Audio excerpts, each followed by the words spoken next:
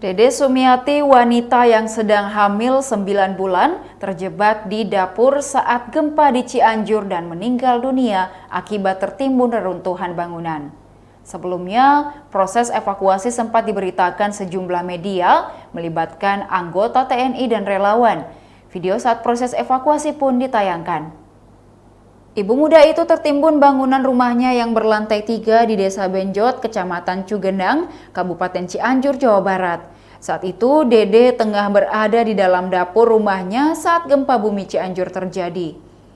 Dede yang sedang hamil 9 bulan tersebut tertimbun bangunan 3 lantai di kediamannya pada saat gempa bermagnitudo 5,6 mengguncang Cianjur pada Senin 21 November 2022 sekitar pukul 13:21 waktu Indonesia Barat. Sayangnya akibat luka yang dideritanya, DS tidak bisa diselamatkan. Hampir 2 jam petugas berusaha menyelamatkan wanita hamil tua tersebut. Korban telah berhasil dievakuasi sekitar pukul 17.00 waktu Indonesia Barat dalam kondisi tak bernyawa. Sedangkan suaminya saat itu berada di teras rumah, sehingga saat terjadi gempa, korban yang tak sempat melarikan diri akhirnya tertimbun reruntuhan bangunan rumah berlantai 3. Menurut keterangan dari suami, saat sebelum terjadi gempa, Dede diminta sang suami mengambil bawang di dapur, tetapi pada saat mengambil bawang tersebut terjadi gempa.